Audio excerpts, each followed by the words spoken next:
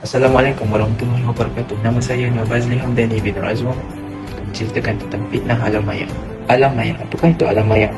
Alam maya merupakan alam yang tidak wujud, iaitu bukan realiti. Alam ini hanya wujud dalam bayangan, khayalan atau lebih tepat lagi fantasi. Ia kelihatan seperti ada tetapi sebenarnya tidak wujud. Sejak zaman teknologi maklumat ini berkembang, perkataan maya dalam bahasa Malaysia bahawa makna yang baru. Ia digunakan sebagai terjemahan kepada perkataan virtual dan cyber. Jadi virtual reality menjadi reality maya. Walaupun ramai yang menggunakan istilah cyber bagi terjemahan cyber, pada awal dahulu istilah yang digunakan bagi cyberspace ialah ruang maya. Maknanya perkataan maya telah dibawa kepada zaman komputer dan internet. Fitnah. Apa itu fitnah? Fitnah menurut Kamus Dewan edisi keempat membawa maksud tuduhan jahat yang sengaja dilakukan untuk memburuk-burukkan seseorang.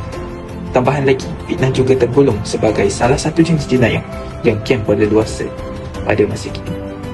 Fitnah dalam penulisan alam maya boleh dikatakan sebagai tuduhan jahat yang boleh menjatuhkan reputasi seseorang yang dibuat menerusi penulisan dan seterusnya dipaparkan atau disebarkan dalam laman seseorang.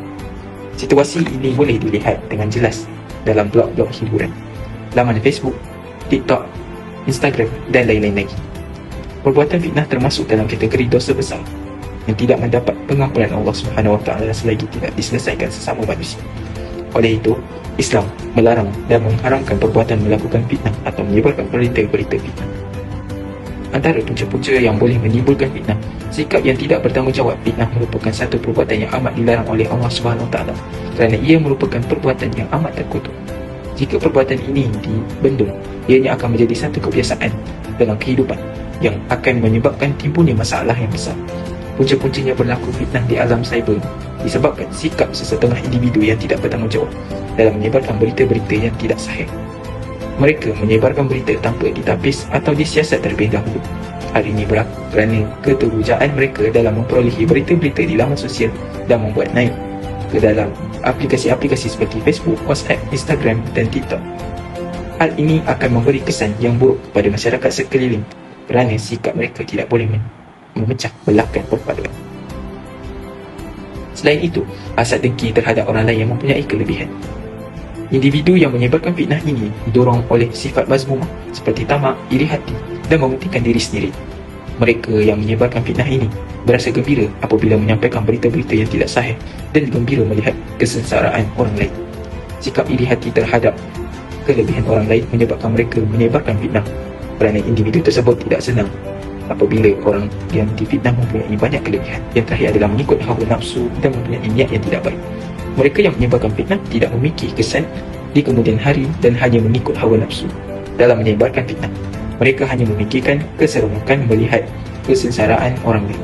Contohnya, orang yang difitnah akan hidup dalam tekanan daripada masyarakat sekeliling dan akan dipandang buruk kepada orang yang aktif. Antaranya kesan-kesan fitnah kepada individu. Fitnah merupakan perbuatan yang terkutuk oleh Allah SWT serta dicela oleh agama kerana menimbulkan pergaduhan dan ketidaksepahaman antara pihak yang terlibat. Akibatnya fitnah ini akan memberikan kesan yang sangat besar terutamanya kepada diri sendiri, keluarga, agama, masyarakat dan negara. Kesan yang pertama ialah kepada individu. Orang yang melakukan fitnah biasanya untuk kepentingan dan kepuasan diri sendiri tanpa memikirkan keburukan dan kesan kepada orang lain. Nama baik dan aib muka individu tersebut boleh tercemar dan tercela apabila wujudnya fitnah yang dilemparkan terhadapnya dan boleh membawa keaibannya.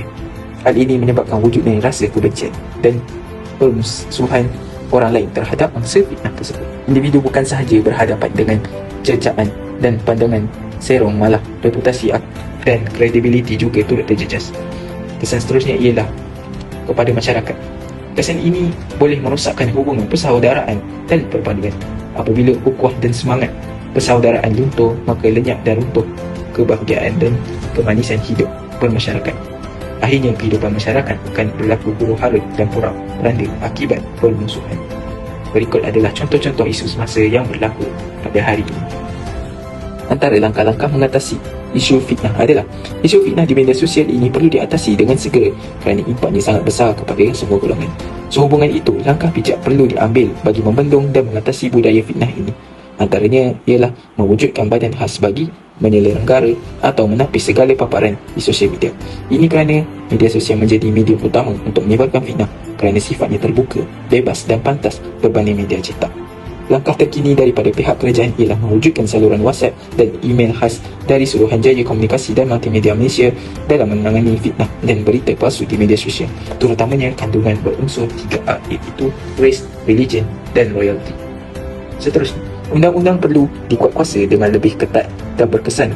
Undang-undang tersebut bukan sekadar menyediakan hukuman berat terhadap pemfitnah, malah mampu mendidik orang lain agar tidak sewenang-wenangnya menyebarkan berita tidak benar kerana impaknya amatlah besar.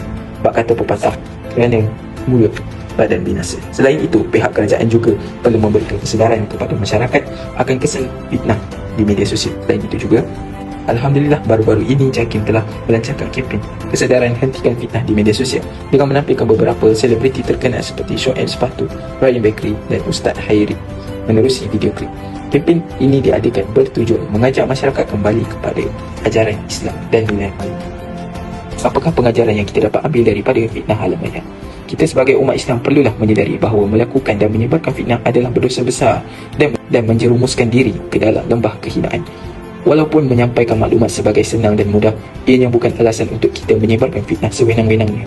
Kita perlu menyedari bahawa diam itu lebih baik dan bercakap bila perlu, serta menyebarkan maklumat yang bermanfaat sahaja. Kita hendaklah menjaga lisan dengan baik dan bijak supaya dilindungi, diredai Allah Subhanahu Wa Taala di dunia dan di akhirat. Oleh itu, menjadikan kewajipan setiap umat Islam untuk memastikan setiap berita yang diperolehi ditapis terlebih dahulu sebelum disebarkan. Seterusnya, mengelakkan diri daripada terjerumus ke lembah dosa fitnah.